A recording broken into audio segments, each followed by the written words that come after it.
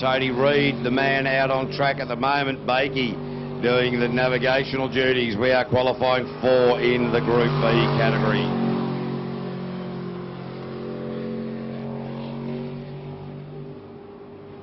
So Uncle Tony out here.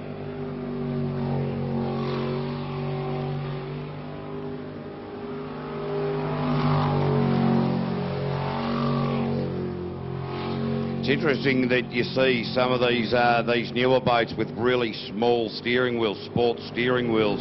And Uncle Tony, I reckon he's grabbed that steering wheel off a 1972 Ford Fairlane somehow along the lines. So Tony Reid with a 62.453. Now, Tony Reid bought this particular boat at the start of this season, and he rang the bloke up and he said, "Oh yeah, mate, where did you get this hull from?" And the bloke gave him a little bit of history, and in fact Tony Reid owned that blue boat some 13 years ago. It obviously been rebadged and tweaked up, and he decided, well, I'm seeing my nephews in Jason Reid and Daniel Reid running around. I want to get back into the sport, so funnily enough bought his old boat back from 13 years ago. We go now Girl Talk Racing. This is Kelly Manel. Luke Manel is doing the navigational duties. Shrek is down there watching. So Kelly Manel in her first run got a DNF. In her second run she did well. Third run even better, so her best is a 60.6. How will she go into the hairpin? She hasn't nailed it right. No, and again, just has not sorted it out. The only time she's nailed it, in fact, was when she got the track rotation incorrect. So Kelly Manel with a lot of work to do around that hairpin. It is her nemesis. She's finished 4th over the last couple of rounds. She wants to step higher up onto the podium. She's put her son in alongside her. So the split around the 44, so that's not too bad.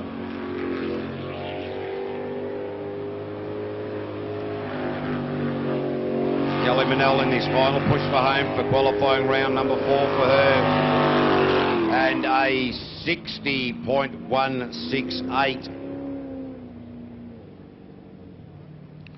So 0.5 seconds quicker. So Kelly will be happy with that.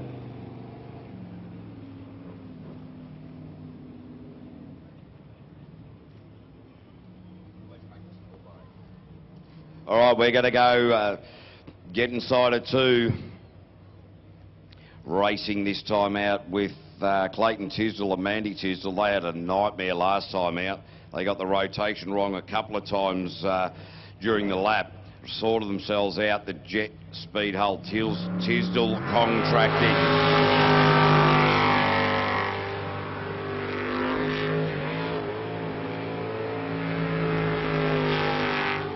So Clayton and Mandy, these guys, well, they've got an interesting situation with their way that they go about trying to learn the track. Didn't get that hairpin at all. They've had a situation over the previous years where they go and learn the track rotation differently.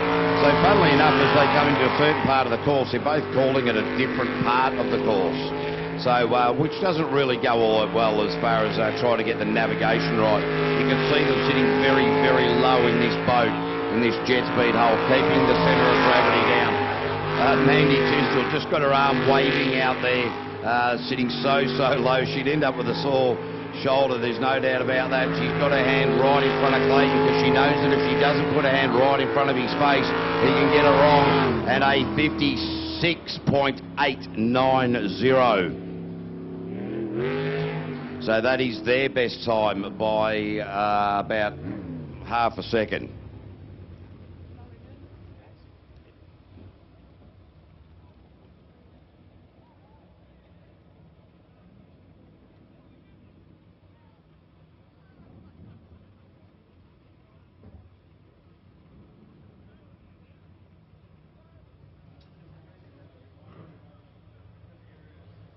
All right, so it will be Craig Shaw and Gillian Good next in the outer limits.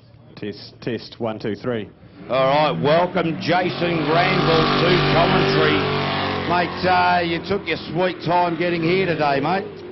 Well, I had to bring a busload of rather excited males out, and they mucked around for quite some time.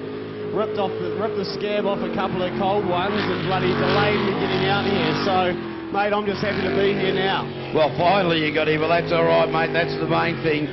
And so you've only seen a couple of rotations here so far, but I can guarantee you the racing has already been very, very exciting. A couple of boats parked themselves up on the green stuff, and Craig Shaw has gone the wrong way.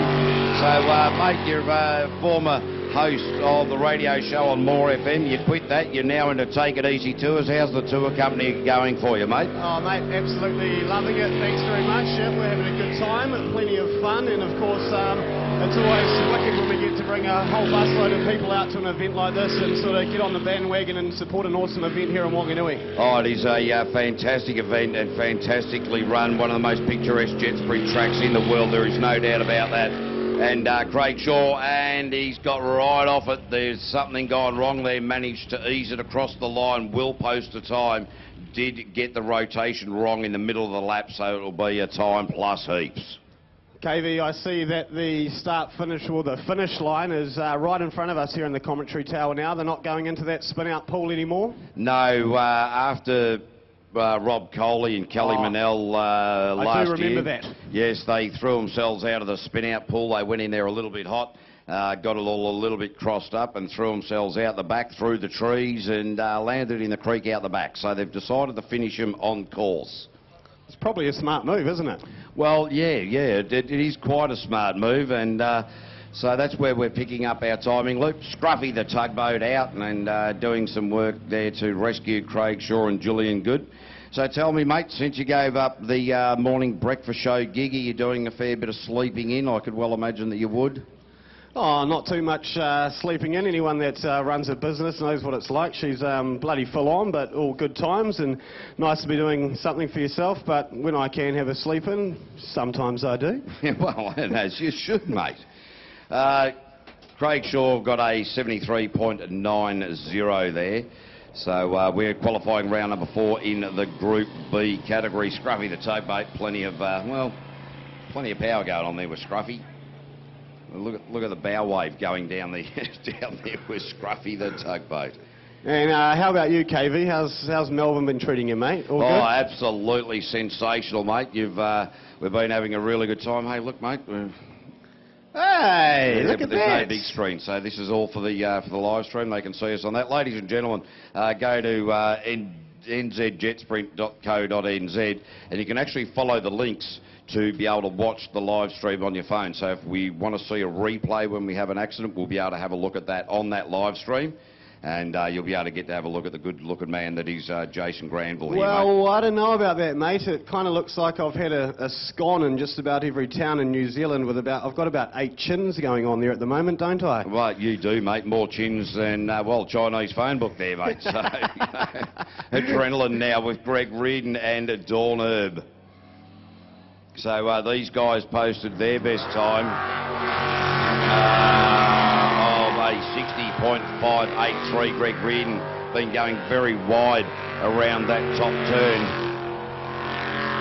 And these guys have been in the sport a couple of years now and just sort of starting to get better and better from Inglewood. Greg Reardon, the mechanic, got that hairpin sorted right out there. Dawn Herb, the cleaner. The boat is Adrenaline, an L98 6-litre Chev, produces around about 500 horsepower. Their sponsors, the Finance Lady, New Plymouth, Subway, Stratford and Wills Constructions. So, mate, this Wanganui venue, it is absolutely sensational, and under lights it's going to look wicked.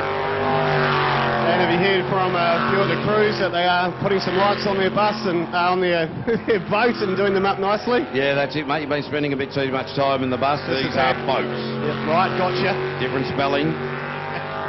Different set of propulsion. I actually thought I was just coming out tonight for a game of Spotlight. Oh, did you? Right, 59.285 there for Greg Reardon and Dawn Herb. So that is their quickest time. by 1.2 seconds. Nice. So they'll be very happy with that indeed, as we now see Daniel Reid. Daniel Reid is the driver of the green boat. Now, his mates call him Butterbean. We call him Buttercup. Buttercup, right. Buttercup, Gotcha. yes. And the navigator is Ben Sol. They call him Sister. I'm not too sure why. I'm not sure if I'm game to ask. Well, we could come up with our own theories throughout the course of the night. Well, I'm sure we could, mate. As Daniel Buttercup Reid from Waitra, the logistics officer, he had a really good run out last time with a 59.27. So Daniel Reid will be very happy with that indeed. And just want to be able to carry this momentum through into this hairpin. He's nailed it. Got it very nicely done there. So Ben Sol, the navigator there, and Buttercup having some chats throughout the course of the day about how to best approach that. And it's working very well for them indeed. Up into the mouth fresh sweeper, into the nut. It tightens up through there. The left around Altherm. Now into this split in front of commentary. And it is a split of a 43, so he's around about where he wants to be. He was second quickest in qualifying 3, wants to become first quickest. Needs to get the time down into the 56-second mark. He's not going to do it this time out. So Daniel Reid and Ben Sol with a 59.261, so went 0.01 of a second quicker than they did last time out. Well, it's seeming so far that all these teams are stepping it up for qualifying 4, as they well should. That's right. We had a lot of trouble in the early qualifying rounds, particularly in this category, the Group Bs. Everybody was going the wrong way, got the rotation wrong, and the people then watching the rotations to try to get the rotations right were confused because everyone else before them had got it wrong. It was difficult. I got confused. I'm surprised that you kept up, mate. Or did you keep up? No, I didn't. No, I didn't have a clue what was going on. But anyway, we got through it okay. It is now Tim and Debbie Edhouse. No, sorry, Tim and Blair. Blair, the son, has thrown the missus out, or thrown the mother out and said, bad luck, Mum. You don't get to have any more cracks at this. This is all up to me. So Tim Edhouse on track at the moment.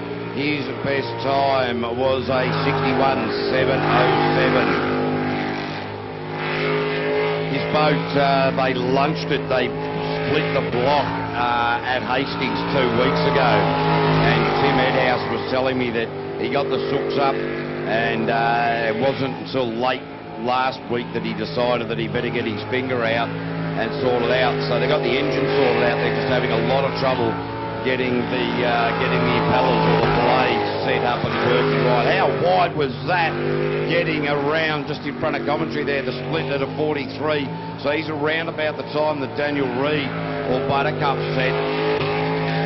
Not quite getting this spot on.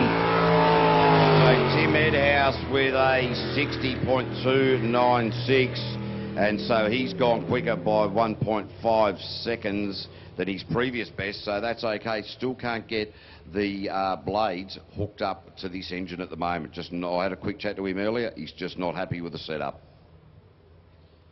Yeah, they're just incredible machines, aren't they? And I guess there's, well, so many things that can go wrong.